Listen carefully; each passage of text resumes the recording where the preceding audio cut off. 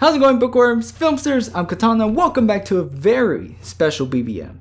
You see, for the past year and a half, you guys have been pushing and oh, would you look at that? Pushing some more. Almost to the point where it's been seeping into my daily life.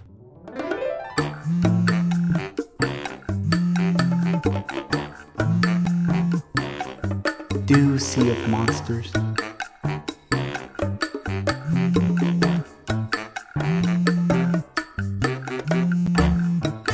Where is my Sea of Monsters review?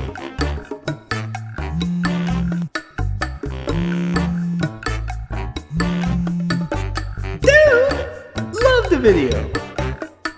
Now do Sea of Monsters.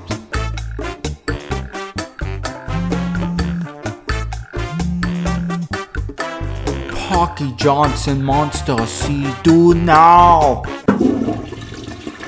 And here we are now, covering the most requested review. But what you didn't know is that I've been holding back on purpose for this moment to celebrate my graduation from college. It took 4 years, but I finally got my bachelor's in psychology and minor in creative writing. And for those who have been sticking with me for the longest, you know how much of a struggle it's been to cover both school and YouTube at the same time. But I'm here to say now that it's officially over. And what better way to celebrate than by reviewing the book you've all been wanting. So without further ado, let's talk Greek. Percy Jackson, The Sea of Monsters by Rick Riordan. Let's read. After the events of the Lightning Thief, a whole school year has passed up to Percy's last day at Merriweather College Prep. Everything goes normal for our dyslexic hero until PE, where he's put up against the bully, Matt Sloan, and a gang of disfigured man-eating giants for dodgeball. With the help of the homeless kid Tyson and the sneaky Annabeth, they win the battle but are immediately fugitives for destroying the school. They run away to Camp Half-Blood, which isn't doing too well either. The biggest crisis is Talia's tree. The story here is that long ago, Grover, Annabeth, Luke, and Zeus's daughter Talia were attacked on their way to camp. Thalia risked her life for her friends and was prepared to die, but Zeus instead turned her into a magical pine tree that reinforced the magical borders and kept Camp Half-Blood safe from monsters. But now that tree has been poisoned and slowly dying, along with the security of the camp. Other things are revealed as well. Chiron has been fired for his background with the Titans, Tyson is revealed to be a Cyclops and a half-brother to Percy, and the dreams Percy's been having about Grover's disappearance helps him learn about the Golden Fleece, a magical wool that can heal whatever is placed on, including a certain tree. Now on a mission to save both his goat and camp, Percy embarks on another adventure sailing to the Sea of Monsters. Just from that summary, you can tell that there's a lot going on in the sequel. It's like a middle school version of Homer's Odyssey. Percy Jackson is still our witty and wholesome protagonist, carrying the same kind of oblivious humor when it comes to knowing his Greek mythology. But there's strong evidence of kindness in his heart, especially when it comes to his brother Tyson. Even before learning that they were weirdly related, Percy protected this kid in Merriweather. Sure, he got teased as well, but that didn't stop him from showing compassion. It only gets awkward at Camp Half-Blood when Percy starts feeling a little embarrassed of his ancestry, but it's very relatable in the sense of wanting to do something but forced to taking care of your baby brother or sister at the same time. Thank you. Annabeth Chase. She's the coolest person that ever lived in the series. I don't know what I was saying before that I didn't like her. Maybe I was snorting baby powder at the time. She's got a lot of... I can't do this. Look, just because she's part of the main three doesn't make her untouchable. She's still the same know-it-all kid filling Percy in on his mythological trivia. And that's not a bad thing. I mean, would you rather have Percy butchering facts about the hippie camper or circus? Truth is, we need this kind of character to inform readers on the fun Greek knowledge. My only concern is that because she does it so often, it overshadows all her other characteristics. But maybe you guys are talking about Annabeth later on in the series, because with this sequel, I was starting to like her. Gotta admit that she's more ballsy here when she's doing things for the sake of herself and friends. Like tying herself up and listening to the wisdom of the feathered sirens, or playing the decoy to a satyr-eating giant. But Tyson, oh man, Tyson would just melt your heart. Son of Poseidon, brother to Percy, maybe to us, he resembles the figure and height of a monster, but his mentality is that of a baby boy. He talks in fragmented sentences and can be slow in situations, but his innocence towards everything is what will win you over. Cyclopses are known to be vicious and brutal, but Tyson is still growing. With the right people and environment, it's safe to say that he isn't looking at Percy like a basket of breadsticks. But since we have good old Tyson, someone in the trio needed to be replaced. Grover's involvement is more plot-based and character-based because he's the incentive for Percy to start this journey. Sometime during the year, he continued his search for the god Pan until he accidentally followed the nature magic of the Golden Fleece, and that led him to a dangerous island inhabited by the Cyclops Polyphemus. But even with this short time in the sequel, Grover still makes an impression with this bizarre situation he got himself in. More on that later. And there are a few more characters worth mentioning like Luke and Clarice, but we'll expand on more on the movie review. For now, let's talk about the best things this book offers.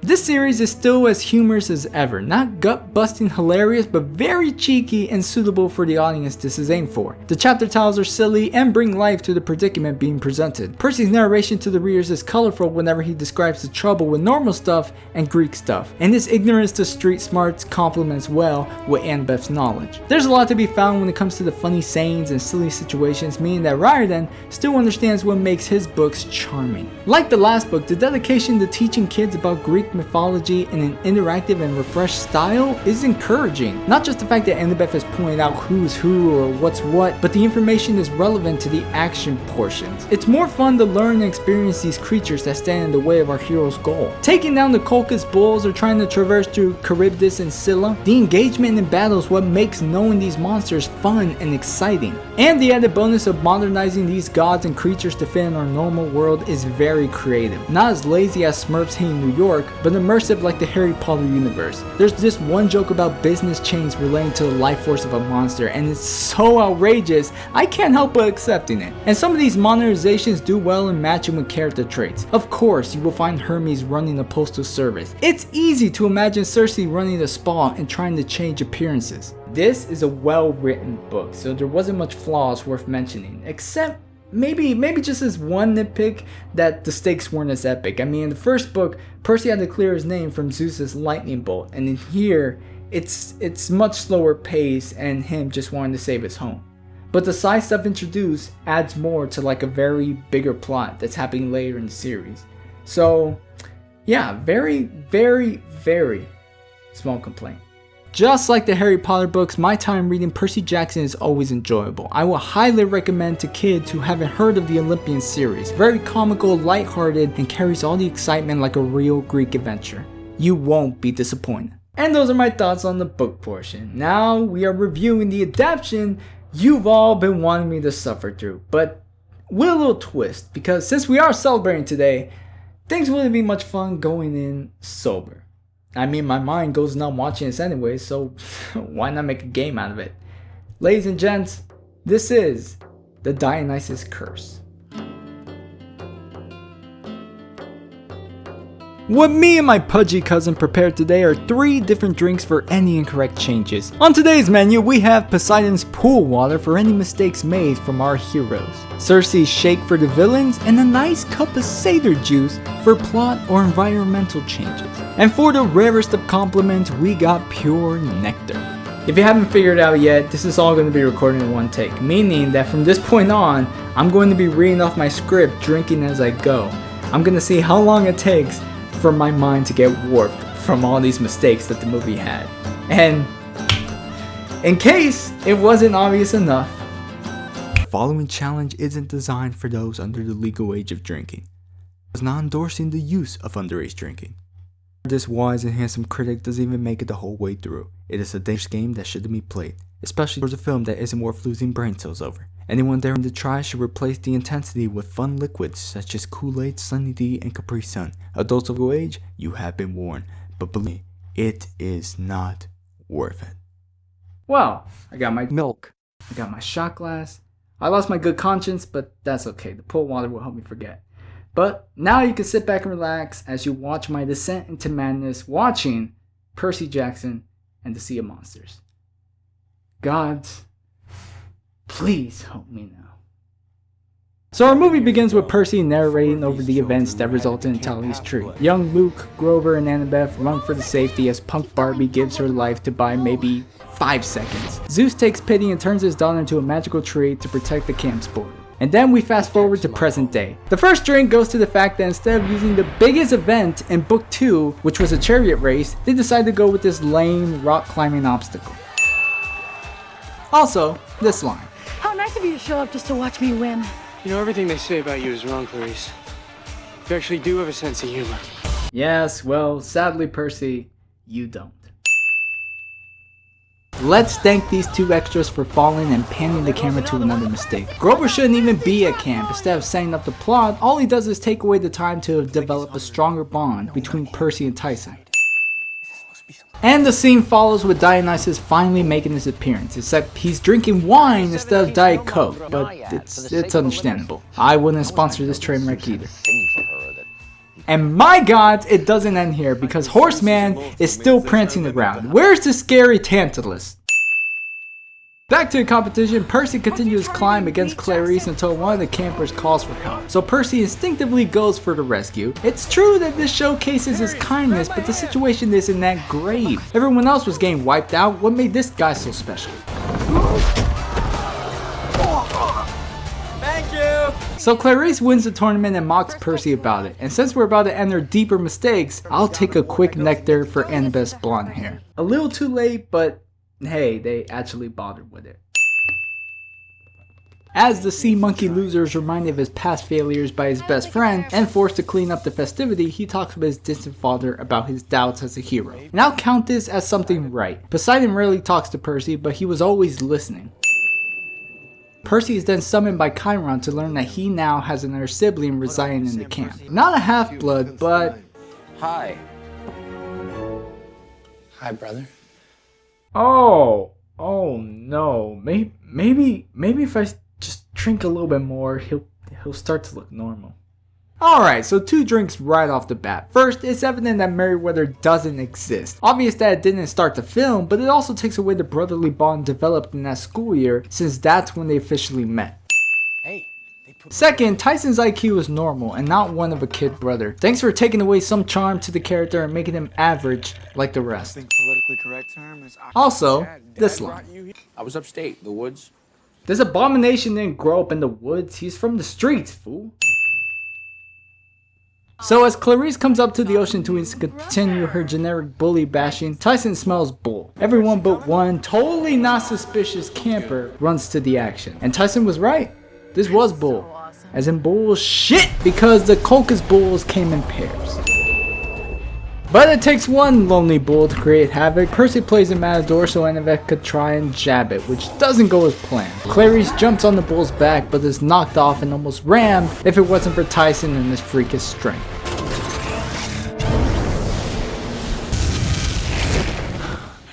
Bad bull. Oh, Tyson. One word could have made a difference. Percy tries a different tactic of chaining the bronze beast, but it just drags him all the way to a corner. Before the bull can crush his face, Percy tosses his pen sword into the core. Which is cool, but ruined quickly because lame guys look at explosions. As Percy is recovering, I'm forced to drink to Luke coming around and ruining any mystery as to who sent the bull and destroyed the tree. After talking more trash about the gods, Luke teleports out of there. Back at the camp, Tyson confirms that Cyclopses are fireproof. Thank you. And check on the state of the dying tree. They try finding solutions like Chiron working on an antidote, but it's Annabeth who finds the answers on her tablet. It should have been Percy figuring this out with his empathy link with Grover, but seeing as the goat is here... Because of what Luke said about the great prophecy, Percy is sent to the Oracle for more information. Percy never once saw the Oracle in the sequel and got his information from Chiron himself. I will drink some nectar for the movie providing this well-animated scene describing the history of Kronos and the gods, but there's nothing I could do about this line. And that half-blood of the eldest gods shall reach 20 against all odds. It's supposed to be 16 in the book, but since this is the movie's plotline, well, that's now fuck it, this is the movie's timeline. Annabeth and Grover talk to Mr. D about the Golden Fleece, in which she tells them about the dangers of getting it within the Sea of Monsters, located within the Bermuda Triangle. Next scene shows Mr. D stealing the idea, word for word. He appoints Clarice as the one to go look for the fleece, but instead of allowing her to pick 2 people, he gives her a satyr, which is kinda messed up, because just before, he was saying this. I mean, every satyr who's ever gone after the fleece has died.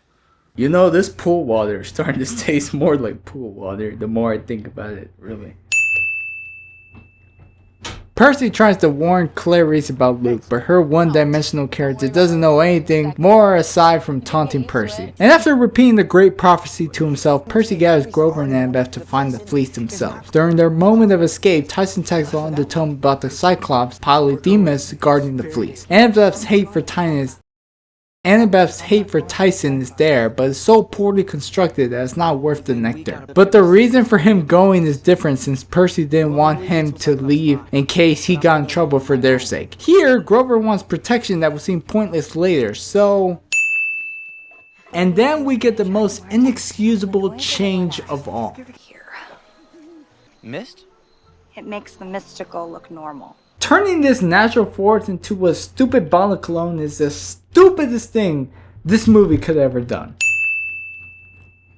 With Tyson looking like a real boy now, Annabeth calls forth the chariot of damnation driven by the Grey Sisters. They ask to be taken to Florida, which is incorrect. In the book, they sneak on the Princess Armada for that. The sisters were called upon to take Percy, Annabeth, and Tyson to camp after blowing up Merryweather. And they don't even make it to Florida as intended. The drive is pretty tasteless and goes out of control when the sisters start fighting with one another. One of them mentions the great prophecy, and Percy threatens her eyesight for some answers, as if Chiron couldn't be more clear. 30, 31, 75, 12. Annabeth noticed they're low on funds, so the sisters kick them out of Washington. They stop at a cafe so Annabeth could try and withdraw some money. And if this greeting can be disguised as a normal handshake, why can't Tyson's big eye be disguised to the rest of society? I'm gonna drink to this mist problem again because it's really, really stupid. And we interrupt this coffee break for a crippled Muggy. The guy who was enjoying his Cheerios early on in the film is now evil and kidnaps Grover. Thinking of ways of finding their satyr, Annabeth just happens to know Hermes is here running the UPS store. Coincidence? Huge. But still wrong, as Hermes visited Percy at camp to help on his adventure. Hermes walks them through his factory, attempting to give a tour before the snakes come alive. And they are as intrusive and talkative like in the book. Look, why don't you guys make yourselves useful? Demi-Google Luke for me. Just the fact that demigod exists is worthy of a drink. I just hope Demitube can handle this tolerance. Now Hermes is handing them the items for their quest. One is correct, being the thermos that contains the winds from all four corners of the earth. But because the Circe arc is not present in this movie, the vitamins are replaced with a magical tape that can make anything outlined disappear. With one last word about family, Percy and friends reach some pier and spot the Andromeda in the distance. Tyson asks for help from the sea god, who listens and delivers, and I gotta admit, a very beautiful hippocampus. I mean, holy Zeus, is that sea cucumber gorgeous. Through a majestic ride, the nameless horse delivers them to the ship. And thank God they didn't name it, because I'm pretty sure they would have screwed it up. But our heroes infiltrate the ship, spy on Luke's henchmen, and before coming up with an actual plan, are caught by a manticore, which research tells me this doesn't come until later in the series. So Chris brings the teens to Luke, who basically sizes them up and reveals his plan of using the Fleece to revive Kronos. And after Percy mentions Hermes, Luke throws a hissy fit and tosses them into prison. I think now it's time for a good break. I mean, this pool water has been murdering me so far. But I'll see you all after this fall.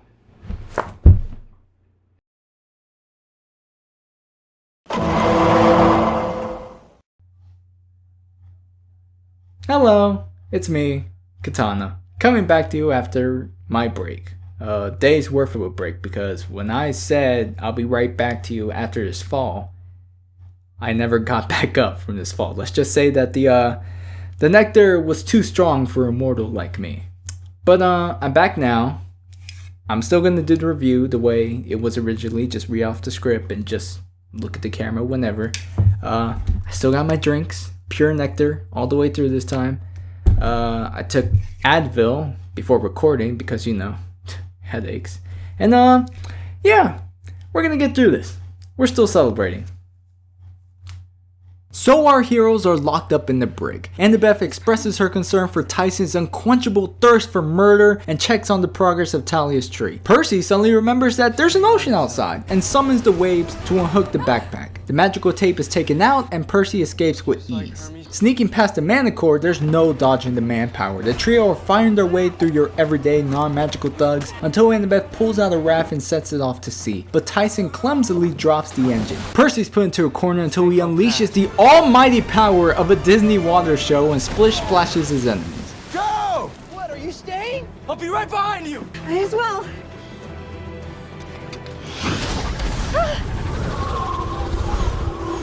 In the book, just a little twist was enough for them to escape. I mean, winds from all four corners of the whole goddamn world. With that kind of power, they should be blasting off to Mars. And yes, I'm still keeping score, because even though I completely failed, I'll still like to show how many mistakes there are. Percy surfed a big kahuna to his friends, losing Luke in the process. Seems like the force was strong enough to wipe the mist off Tyson's face, which shouldn't matter because they won't be going home anytime soon, so Annabeth's vicious comments here are hurting her character than his. Maybe, you should reapply. Nobody's ever trusted me with anything before. Is that because of your lack of depth perception? And then Percy and Tyson have a brotherly moment together, with Percy allowing them to steer the ship. Slowly. Oh, hey, just take it slow, okay? How is he handling it different than Annabeth? She cranked that thermos to 20 and her arms are as thin as ramen noodles. This gives time for Annabeth to tell her tragic, prejudiced 5-second reveal about a Cyclops killing Talia so many years ago. But there's no time to grieve as they finally reach the Sea of Monsters, but stop moving since Tyson dropped the thermos. And since Percy decides not to use his sea powers to bring it back to him, they sit and watch the almighty Charybdis do her work. Percy! It's not working! The Sea of Monsters might not be in Poseidon's domain. The book described this as Percy not being able to concentrate with all the background noise going on during this moment. But come on, say it with me. Son of the sea god can't control the sea. Having no power, the teens take a ride into Charybdis' belly, which never happens.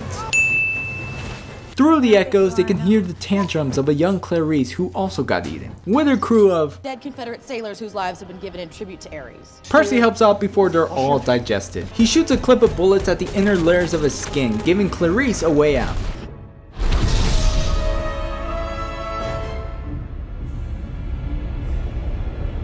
Ah yes, a floating iron boat.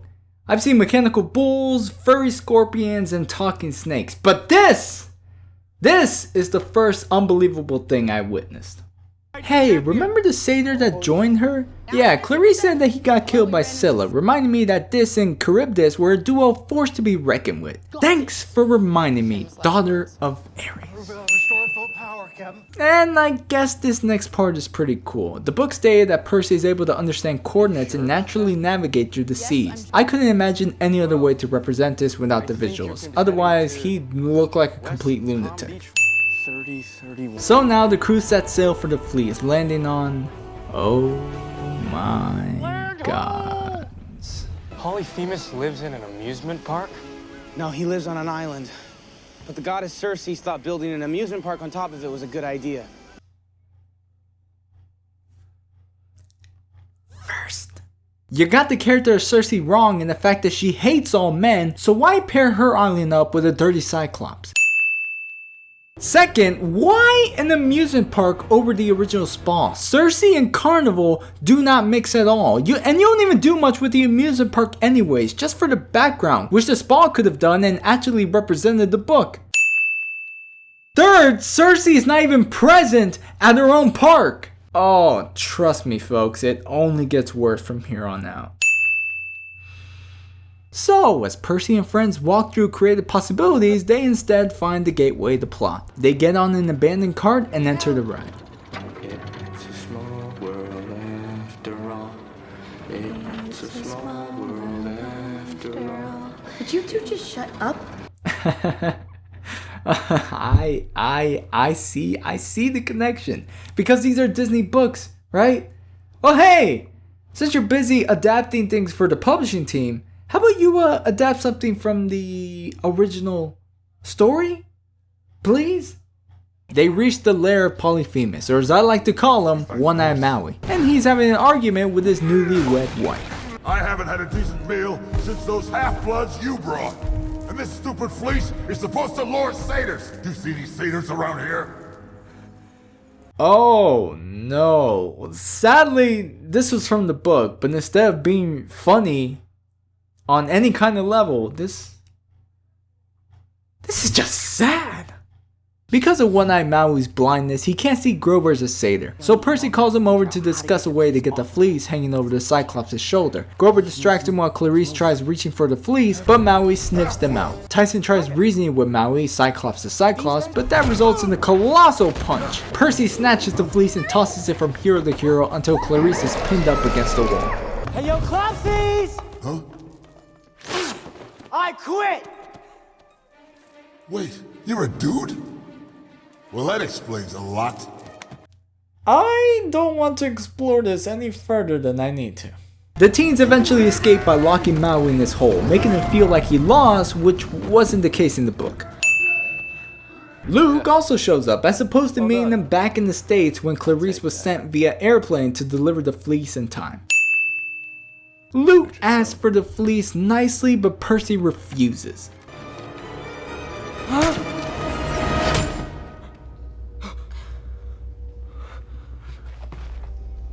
Tyson does disappear for some time, but it was because of an explosion on Clarice's ship and not a harpoon. As the river magically takes Tyson all the way to the final act, Percy and friends are tied up as Luke prepares to heal Kronos' tomb. But sad little Percy could only think of as Tyson's chicken and the fact that he screwed over Olympus with the great prophecy. Forget the Oracle. You're worried about your destiny? Then write a new one. This one's for Annabeth dissing the Oracle and the prophecies because they were well crafted in the books and acted like a fun checklist for most readers to see if the events match with the predictions.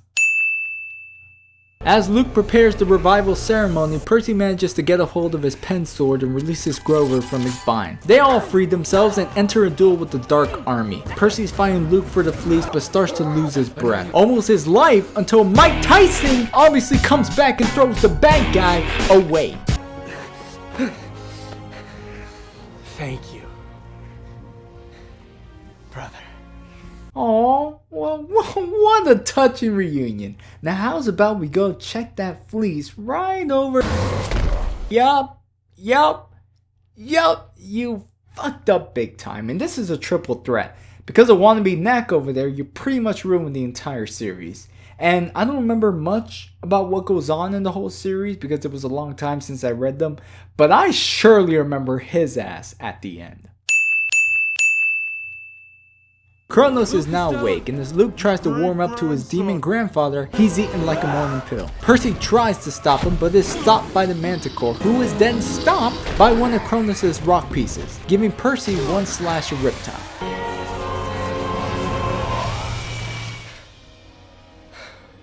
The cursed blade. I would now like to make a toast to Crimson Rogue. Funny guy, makes great reviews with a low-key plot to his own original story, but mostly for reminding me in his own review that the Cursed Blade was actually Annabeth's knife, not Percy's sword. Thanks, buddy. Percy climbs the rock flesh up to the Titan's face, and with his blade, Percy makes his own destiny by vanquishing Kronos with a deep, fatal cut. He disappears and releases everyone he's eaten.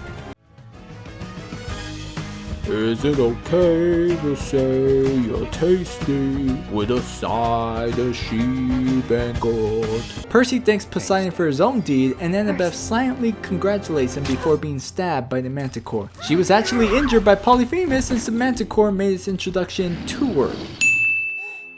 With a slice, Clarice chops the stinger and kills the beast, and they all go to Annabeth's side. We make our own destinies, right? So show me. I have faith in you.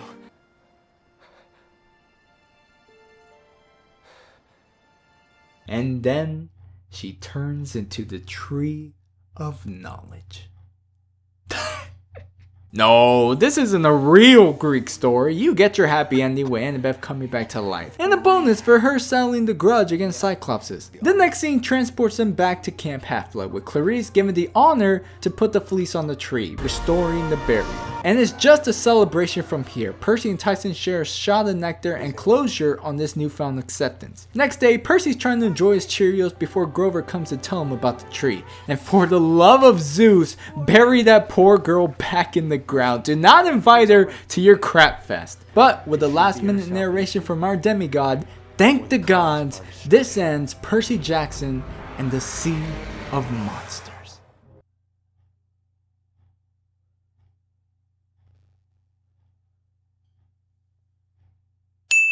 Oh, you have got to be kidding me!